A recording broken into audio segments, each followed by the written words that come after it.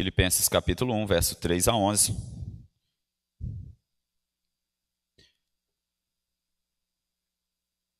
Assim diz a palavra do Senhor. Dou graças ao meu Deus por tudo o que recordo de vós, fazendo sempre com alegria súplicas por todos vós em todas as minhas orações, pela vossa cooperação no Evangelho desde o primeiro dia até agora. Estou plenamente certo de que aquele que começou boa obra em vós há de completá-la até ao dia de Cristo Jesus. Aliás, é justo que eu assim pense de todos vós, porque vos trago no coração, seja nas minhas algemas, seja na defesa e confirmação do Evangelho, pois todos sois participantes da graça comigo. Pois minha testemunha é Deus da saudade que tenho de todos vós na terna misericórdia de Cristo Jesus. E também faço essa oração que o vosso amor aumente mais e mais em pleno conhecimento e toda percepção, para aprovardes as coisas excelentes e serdes sinceros e inculpáveis para o dia de Cristo, cheios do fruto de justiça, o qual é mediante Jesus Cristo, para a glória e louvor de Deus. Amém. Oremos mais uma vez. Pai, graças te damos por este momento de culto ao Senhor. Guarda o nosso coração em ti nesta hora, ó Deus, que a tua palavra ache lugar nele e promova a mudança necessária para a nossa conversão a ti, ó Deus, dia após dia. No nome de Jesus que oramos. Amém. Eu quero começar com a expressão o dia de Cristo. Ela aparece por 2 vezes nesse texto e ela está em letra maiúscula, dia de Cristo, porque se refere àquele aguardado dia em que Jesus Cristo voltará para consumar todas as coisas. É o dia do juízo final, é o dia da sentença final. Paulo cita este momento e ele agradece e ele ora pela igreja de Filipos, dizendo até aquele dia, até o dia de Cristo. Isso é importante porque até o dia de Cristo a igreja passará por lutas, perseguições, dificuldades, lutará contra heresias, como a igreja de Filipenses também lutou, mas essa igreja já vê raiar a vitória. Essa igreja já vê o reino de Cristo inaugurado. Essa igreja já vive em santidade, mas ela ainda luta por essa mesma santidade todos os dias. A igreja de Cristo, ela é cercada por essas, digamos, agridoces realidades. Ela tem suas lutas, suas vitórias, ela é santa, mas ela está em progresso de santificação. É como dizemos, é a vida acontecendo, é a vida da igreja acontecendo até o dia de Cristo. E mesmo com alguns dessabores, com algumas dificuldades, a vida na igreja é uma bênção. E há vários motivos pelos quais a vida na igreja tem sido uma bênção. E quando Paulo agradece, quando Paulo ora por aquela igreja, ele aponta nesse texto há 2 questões que envolvem a vida da igreja até o dia de Cristo. A primeira delas é que há uma certeza de Paulo que a igreja, os santos, eles perseveram em Cristo Jesus. E a segunda certeza é que há uma necessidade de progresso. Ele vai falar sobre isso quando ele ora pela igreja de Filipos. Então vamos ver primeiro aqui a certeza da perseverança. A vida da igreja até o dia de Cristo envolve certeza que ela perseverará. Mas veja que o verso 3, Paulo começa dizendo: dou graças ao meu Deus por tudo que recordo de vós. Lembre-se, semana passada a gente disse que cerca de 10 a 12 anos depois que Paulo fundou aquela igreja, ele está na prisão, ou em Roma, ou em Cesareia, ou em Éfeso, não sabemos, e ele recebe Epafrodito, o irmão daquela igreja de Filipos, que vai levar doações e vai se doar para Paulo ali, e ele devolve Epafrodito para a igreja, para que ele entregue essa carta a eles, e ele começa dizendo: eu dou graças a Deus porque há 10, 12 anos atrás eu recordo de muitas coisas de vós. E se nós lermos a partir de Atos 16, nós sabemos que algumas dessas coisas, né? A conversão de Lídia, do carcereiro, a libertação daquela jovem endemoniada, os irmãos que começaram a se reunir na casa de Lídia, e aí outras coisas que o texto não apresenta, né? Certamente aquele cafezinho gostoso na casa dos irmãos, né? Aquela comunhão, aquele momento de culto a Deus nos lares, de orações juntos. Então Paulo começa agradecendo a Deus porque ele está preso, mas ele recorda bem dessas coisas boas da vida da igreja. No verso 4 e 5 ele segue dizendo que está suplicando por aqueles irmãos, porque aquela igreja tinha suas necessidades espirituais, como qualquer outra igreja tem.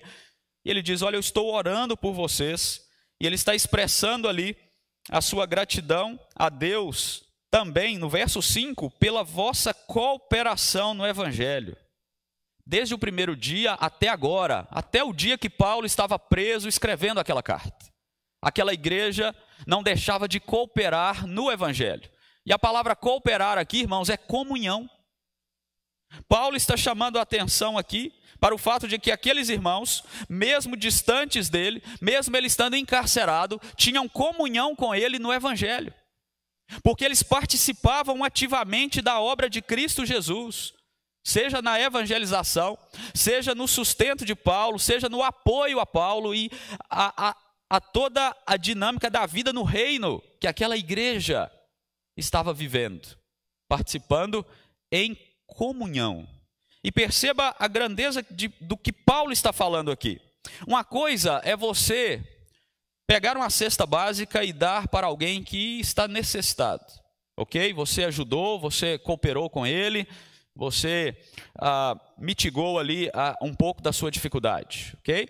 Outra coisa é você preparar um jantar e chamar essa pessoa para jantar com você. Percebe a diferença da comunhão? O que Paulo está dizendo aqui é o segundo tipo. Não é simplesmente que a igreja de Filipos foi lá e mandou alguns recursos para Paulo na prisão, ou que cooperou de maneira fria ou indireta com o evangelho. Aquela igreja, ela cooperava, ela tinha comunhão no evangelho, porque ela participava ativamente do ministério de Paulo e do ministério da proclamação do evangelho. Tanto que Epafrodito vai para lá. A gente precisa arrumar um sinal para o Epafrodito, né? Porque tem que soletrar Epafrodito toda hora. Vamos pensar um sinal aí. Então, aquele irmão vai para lá para ajudar Paulo, para se doar para Paulo. Agora veja o verso 7, que Paulo repete que aqueles irmãos são participantes e ele demonstra ali todo o seu amor, a sua declaração de amor àquela igreja. A gente falou no sermão passado, né, que Paulo escreve para aquela igreja de uma maneira singular, assim, ele ama aquela igreja e ele sabe que aqueles irmãos o amam também. E ele diz: olha, não importam as circunstâncias em que eu estou, eu preciso dizer que eu trago vocês no coração, seja na prisão, seja na defesa do evangelho. Talvez aqui Paulo teria já defendido-se perante o tribunal romano, onde ele estava. E nesse momento de finalzinho aqui de ações de graças, né, antes de falar da sua oração, ele diz: olha, eu tenho saudade de vocês, na terna misericórdia de Cristo. Essa expressão é muito legal. Terna misericórdia vem da ideia de entranhas. Entranhas. Sabe quando você está emocionado, ou está tenso, ou está preocupado? O jovem que não casou ainda está apaixonado, né? Aquela borboletinha no estômago e tal. É as entranhas. O judeu, ele trazia essa ideia, né, de as emoções na região abdominal, estomacal. E logicamente que Filipos, a carta de Paulo foi escrita em grego, e quando nós transmitimos a ideia, ele fala: com todo o meu coração, com todo o meu coração, eu tenho saudade de vocês, eu amo vocês, as minhas afeições estão para vocês, igreja de Filipos. E, logicamente, que o seu sentimento, ele está ancorado em Jesus Cristo, porque ele fala isso aqui: terna misericórdia de Cristo Jesus. Por isso que ele ama aquela igreja, por isso que ele se expressa daquela maneira. Agora, por que que tudo isso é possível? Por que que aqueles irmãos cooperam com o evangelho? Por que que Paulo escreve uma carta tão amorosa àqueles irmãos? Por que Paulo ora por eles? Porque ele tem saudade daqueles irmãos. O ponto-chave está no verso 6, que é a questão da perseverança dos santos. O verso 6 diz assim: estou plenamente certo de que aquele que começou boa obra em vós há de completá-la até ao dia de Cristo Jesus. Essa é a maravilhosa doutrina da perseverança dos santos. A igreja de Filipos só existe por causa da obra de Deus. A igreja de Filipos só era igreja porque Deus a sustentava. Deus tomou aquele povo pela mão e jamais soltaria. É Deus quem busca primeiro o pecador. É Deus quem transforma o coração do pecador. É Deus que chama, é Ele que estende a mão e segura firme a mão da igreja que é dele, da igreja que pertence a Ele. A nossa confissão de fé diz que perseverança dos santos diz respeito ao chamado de Deus e que a igreja não pode decair do estado de graça, nem totalmente, nem finalmente, mas com toda certeza a igreja persevera até o fim, porque é o Senhor que faz com que ela persevere. É o Senhor quem sustenta a igreja. É isso que Paulo está dizendo no verso 6. A igreja de Filipos só era santa e continuava no progresso de santificação por causa da perseverança de Deus em favor deles. A igreja de Filipos só era santa e só perseverava no evangelho, na comunhão, por causa da perseverança de Deus em favor deles. A igreja de Filipos, irmãos, só era viva, só era uma igreja atuante por causa da perseverança de Deus em favor deles. Eles só perseveravam porque Deus perseverava por eles. E aí nós precisamos trazer essa realidade para nós também. Por que nós somos uma igreja viva? Por que nós cooperamos? Por que nós temos comunhão no evangelho? Por que, irmãos, que nós somos o povo de Deus? Porque é certo que Deus segura em nossa mão. É certo que aquele que começou boa obra em vós, Igreja Presbiteriana de São Caetano do Sul, é aquele que vai completá-lo até o dia do final. É uma certeza, é uma realidade na vida da igreja. E veja, depois que Paulo então tem esse momento de gratidão, de certeza da perseverança dos santos, do povo de Deus, a partir do verso 9, ele vai elencar alguns motivos de oração pela igreja. E aí você fala assim, tá, mas se a igreja persevera porque Deus a sustenta, por que Paulo vai orar por essas coisas, né? Porque a soberania de Deus não anula a responsabilidade da igreja. Porque a igreja, ainda que ela caminhe para a perfeição, ela ainda é imperfeita. Ela carece de crescimento, de progresso, de avanço em relação à sua vida no reino de Deus. É por isso que há necessidade de progresso dos santos. E Paulo ora sobre isso no verso 9 até o verso 11, que é a segunda realidade que o texto nos apresenta. Veja bem, na introdução da carta, Paulo falou assim, lá no verso 1, a todos os santos em Cristo Jesus, né? Então ele está contemplando aqui que a igreja já é santa em Cristo, mas que essa igreja está no progresso de santificação. E agora Paulo, com a certeza de que Deus sustenta a igreja, ele faz essa oração. Oração para que a igreja continue crescendo, para que a igreja continue prosseguindo. E a primeira petição dele diz respeito ao amor. Que o vosso amor aumente mais e mais, em pleno conhecimento e toda a percepção. Então, se nós considerarmos aquilo que Jesus disse, que no final dos tempos o amor se esfriaria, essa é uma petição importante. Essa é uma petição que diz respeito, inclusive, a nós. Nós precisamos orar e ser alvos de oração para que o nosso amor em Cristo aumente mais e mais. Porque no final dos tempos, o qual nós já estamos vivendo, a tendência é que o amor se esfrie. Mas a igreja não. O amor dela tem que aumentar dia após dia. Esse amor não é um amor platônico, não é um amor entre amigos, não é um amor entre casal, é o amor de Deus derramado em nosso coração por meio de Cristo Jesus. Esse amor tem que aumentar dia após dia. E Paulo, ele ora aqui por duas coisas em relação a esse amor: pleno conhecimento e toda percepção.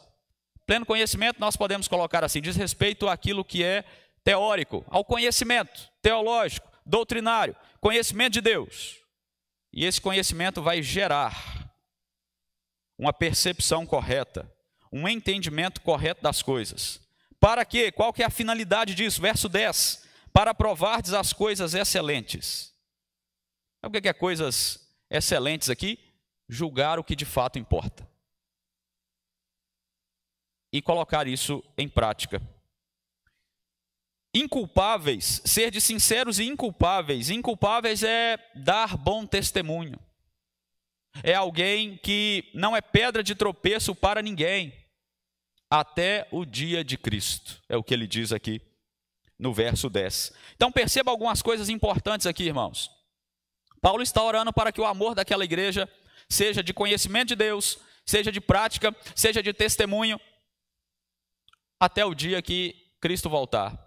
O conhecimento de Deus, ele é fundamental para a igreja, e Paulo está orando sobre isso. Ela envolve dedicação, ela envolve os recursos que Deus deu para que nós o conhecêssemos. Classe de escola dominical, devocionais pessoais, culto doméstico, leitura da palavra, doutrina, teologia, tudo isso contribui para o nosso crescimento em amor, em pleno conhecimento. De vez em quando a gente escuta uns negócios que dói no ouvido, né? A pessoa fala assim, não, eu não gosto desse negócio de teologia, não, nem doutrina. O esquema é só Jesus. Mas ele não entendeu que Jesus, e quando nós estudamos teologia e doutrina, nós estudamos a palavra de Deus, nós estudamos sobre Jesus Cristo. Além disso, o evangelho ele é racional, ele envolve conhecimento, intelecto, aprendizado. Ele envolve nós nos debruçarmos na palavra, entender aquilo que Deus tem para nos ensinar. É buscar aquilo que homens de Deus, estudiosos, já se debruçaram, entenderam da palavra e aprender com eles também. Então a parte, digamos, teórica, que na verdade não é só teórica, leva à prática, ela é importante. Esse aprendizado, ele necessariamente leva à prática também. Porque veja bem, se nós conhecemos mais de Deus, se nós conhecemos mais dos atributos de Deus, por exemplo, mas isso nos faz arrogantes, nos faz menos práticos, nós também não entendemos o evangelho. Nós não entendemos o que é ser igreja. Então as duas coisas estão andando juntas e Paulo está orando por essas duas coisas na vida de Filipos, na vida da igreja. É como Tiago disse, né, na sua carta. Não sejamos apenas ouvintes, mas praticantes da palavra. Então as duas coisas caminham juntas. Julgar o que de fato importa, isso também é uma questão fundamental. No caso aqui é o inculpáveis, né? Ser sinceros e inculpáveis. Aliás, as coisas excelentes, que é o julgar o que importa. A gente considera muita coisa importante, né, irmãos? Mas a palavra do Senhor nos orienta que uma coisa só é importante, como Jesus disse para Marta. É importante a nossa vida em Cristo Jesus, conhecê-lo, prosseguir em conhecê-lo, viver para Ele. Todas as demais coisas fluem da nossa vida em Cristo. Então, quando nós vamos crescendo neste progresso, nós vamos caminhando como igreja, aprendendo o que de fato é importante. Nós vamos fazer aquilo que Jesus disse, buscar em primeiro lugar o seu reino e todas as demais coisas nos serão acrescentadas dia após dia. O ser inculpáveis, aí sim, né, dar um bom testemunho, não ser pedra de tropeço para ninguém. E aqui você precisa se lembrar que Filipos era uma colônia do Império Romano. E a igreja estava no meio de um mundo bem paganizado, bem idólatra, né? E aquela igreja deveria dar bom testemunho, não ser pedra de tropeço para ninguém que estivesse chegando, para alguém que já estivesse ali entre o povo de Deus. A igreja deveria mostrar que ela era distinta deste mundo pagão e que ela não deveria causar escândalo, mas ser um povo que irradiava a luz de Cristo naquele meio. Certamente, assim também deve ser para nós, né? Tudo que Paulo está falando aqui, enquanto a gente lê e a gente observa essas coisas, é como se a carta fosse diretamente para nós, né? E de certa maneira, é a palavra de Deus que está falando conosco, porque tudo isso aqui tem a ver com a nossa vida hoje, né? A nossa vida de conhecimento e prática, a nossa vida de bom testemunho, a nossa vida de buscar viver para o que de fato importa. Então veja o verso 11, que ele termina dizendo, cheios do fruto de justiça. O que é o fruto de justiça? É o fruto do Espírito, do qual ele fala lá em Gálatas, aqui é só outro nome, né? Então ele está orando pela igreja, para que aquela igreja seja cheia de amor, de alegria, de paz, de longanimidade, de bondade, de fidelidade, de mansidão, de domínio próprio, para a glória e louvor de Deus. Qual é o fim principal do homem, como diz a primeira pergunta do breve catecismo? Glorificar a Deus. Glorificar a Deus, viver para Deus e se alegrar nele para sempre.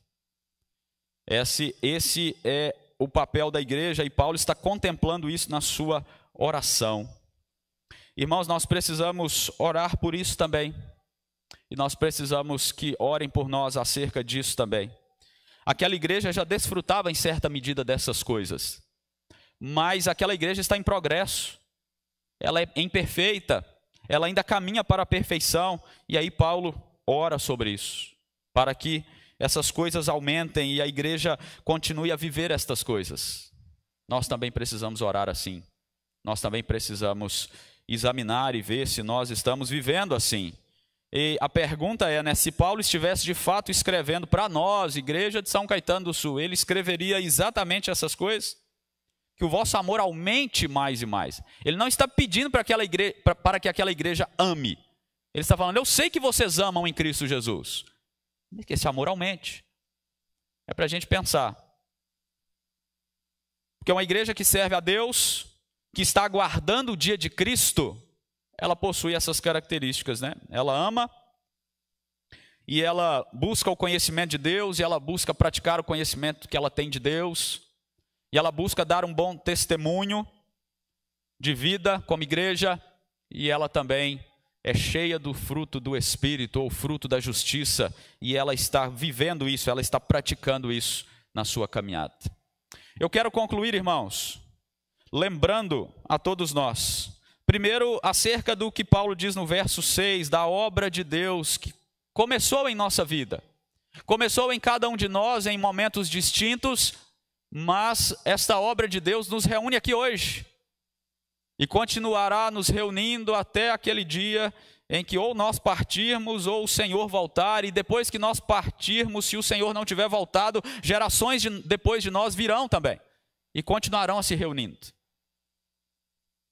E aquele que começou a boa obra individualmente e coletivamente na sua igreja, ele vai completá-la em nós. E isso é para que nós tenhamos confiança, esperança, alegria de continuar na nossa caminhada. Porque não é pela nossa força, não é pelo nosso braço, é pelo Senhor. É Ele quem sustenta, é Ele quem nos fortalece na caminhada, é Ele quem nos encoraja dia após dia. E aí a segunda questão é que nós precisamos viver essa vida cristã com intensidade. Nós não fomos chamados, igreja, para viver de maneira estática, mas de maneira ativa, em serviço, entrega, amor, doação. Uma vida prática mesmo, que pulsa Cristo todos os dias, a cada instante. De modo que, se uma carta fosse escrita para nós, como essa de Paulo, nós receberíamos palavras amáveis e encorajadoras como essa. Essas palavras de Paulo são muito amorosas, muito encorajadoras para a igreja de Filipos. E para nós também precisa ser.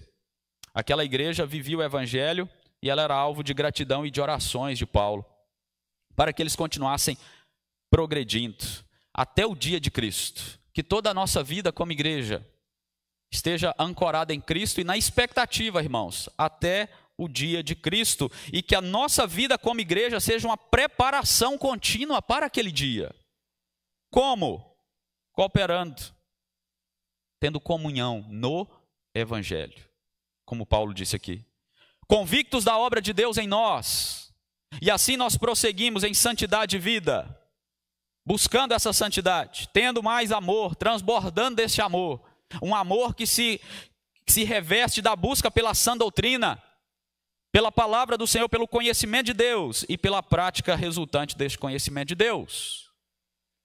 Que a nossa vida também, irmãos, focalize, seja centrada naquilo que importa, naquilo que de fato é central. Que as coisas que são periféricas a gente não se gaste energia nelas.